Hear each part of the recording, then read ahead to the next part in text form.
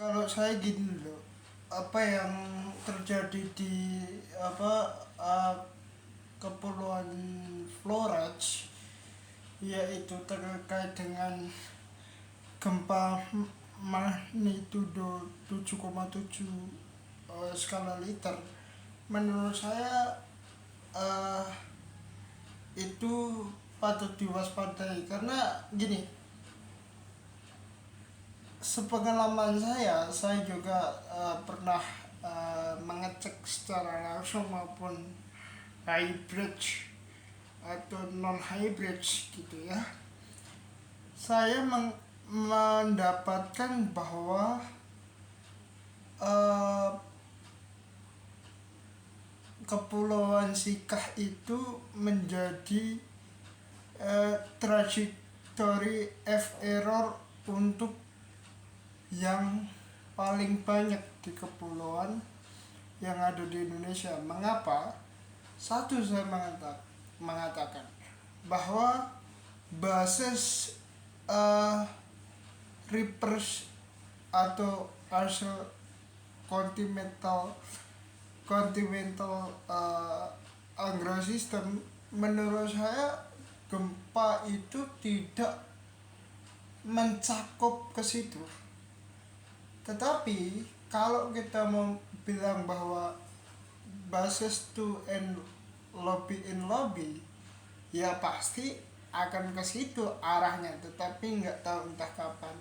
Nah, kenapa berpotensi tsunami kan begitu? Kenapa berpotensi tsunami? Karena uh, kepulauan Sikah atau kepulauan Flores tersebut itu trajektorinya dekat sama laut, bahkan ada rumah-rumah yang di pesisir laut. Nah, maka saya uh, mengimplikasikan bahwa hal tersebut bisa terjadi kalau ada gempa yang kekuatannya lebih dari 60 skala liter atau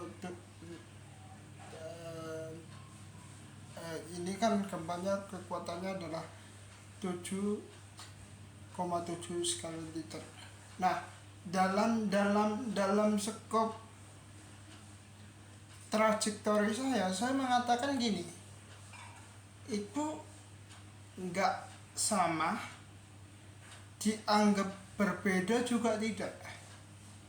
Ini harus clear dulu, karena versi yang saya temukan di penjajakan data terkait dengan gempa 7,7 ini, saya menemukan ada spektrum afirmatif yang amat sangat kecil untuk dikemungkinan terjadi yang spektrum seperti sekarang. Nah, dari situlah saya mengatakan bahwa intelekti ataupun spesialisti tinggal memilih. Nah, tampaknya BMKG dalam konteks ini ya, BMKG melihat ada otoritas dini yang mengatakan ada potensi tsunami walaupun sudah cabut otoritas itu yang mengatakan BMKG. Nah, lalu juga saya mengatakan gini, ada dua variabel saya mau bedah di sini. Satu adalah variabel continental system atau sistem peringatan dini yang dilakukan oleh BMKG itu sedikitnya agak terlambat. Kenapa? Karena seharusnya BMKG itu melakukan sistem peringatan dini itu 3 jam sebelum terjadinya gempa, atau setidaknya atau lebih dari 1 hari sebelum jadinya gempa agar masyarakat tidak panik, tidak namanya panik buying atau kalau kita bilang adalah panik stresor gitu. Nah, agar masyarakat tidak panik. Nah, kalau subjektivitas masyarakat panik, lalu masyarakat lari lalu nggak bawa dokumen apa-apa, hanya bawa seutas baju doang di badan kita, nothing in happen kalau itu masih bisa terselamatkan. Nah, objection saya di situ gitu. Itu yang pertama. Yang kedua, kalau misalnya pemerintah mau mengatakan bahwa hal-hal yang memang mendegasikan faktor lux atau faktor leak dan sebagainya, itu menurut saya dalam versi apa keuntungan seperti itu kalau misalnya ditemukan yang namanya ingredient system atau non ingredient system atau yang ingredient system tapi tidak diproses lebih lanjut. Nah, di sini saya mengatakan bahwa harusnya memang seperti itu, harusnya memang macam seperti itu, tapi kemampuan dia untuk mengatakan seperti itu basisnya apa, individual atau non individual. Nah, kalau basisnya individual berarti dia tahu resiko yang dia akan terima, berarti dia tahu manufaktur yang akan terima, sistem yang akan diterima, tapi diumpetin dulu. Nah, faktanya hari ini saya mendapatkan basis data tersebut dari mana? Google Maps. Kenapa? Keuntungan jadinya gempa itu sebenarnya kalau kita mau bedah secara fairnessnya gitu ya, keuntungannya hanya ada dua. Satu, dia mau selamat, atau dua, ruginya dia kalau dia masih stay di situ dia mati gitu. Artinya this impossible fakta hari ini seperti itu, this impossible fakta hari ini seperti itu, dan kita tidak mau memaksakan lebih lanjut. Daripada itulah, maka saya mengatakan besar kemungkinan dia benar, besar juga kemungkinan dia untuk salah. Namun analisis BMKG yang kita tahu selama ini itu hampir 100% berbasiskan data permutahiran atau data validitas data awal, juga bisa jadi data akhir dan data yang normatif on sistematisasi. Kalau misalnya di situ misalnya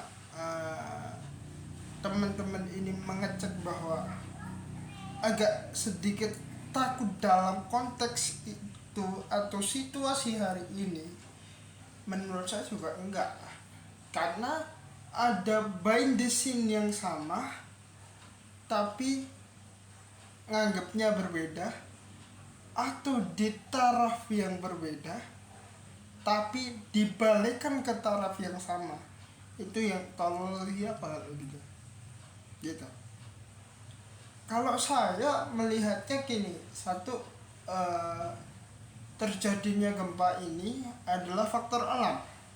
Itu nggak bisa kita elakkan. Kalau alam sudah berkehendak mau jadi apa ya terjadilah gitu. Nah, namun di luar itu kita harus mengecek bahwa ini yang bergerak di lempeng kegempaan itu apa, yang bergerak apakah batu atau apa, atau misalnya linggis atau dan segala macam.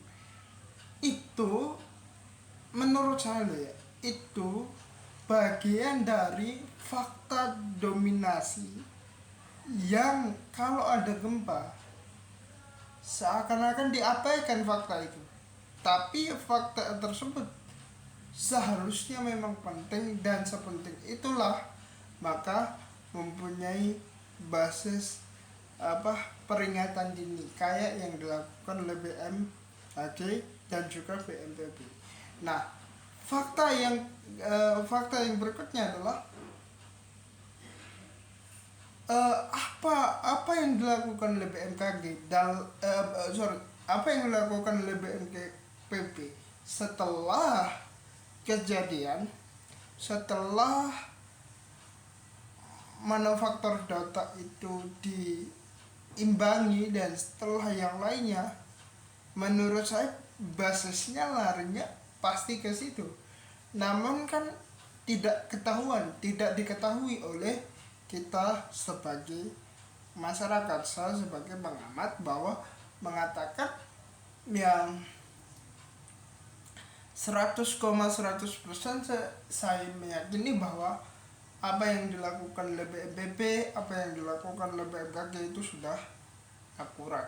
Namun kita tidak tahu bahwa lintasan itu atau lempeng tersebut akan meledos lagi kayak seperti apa, di tahun berapa, di tanggal berapa, di hari apa juga kita nggak tahu. Nah, disitulah nanti saya mendorong bahwa basis manajemen tim produk akuisisi atau core sistemnya pasti larinya pasti ke situ. Nggak mungkin tidak, nggak mungkin juga meleset. Ya, itulah yang pengen saya sampaikan terkait dengan faktor gempa.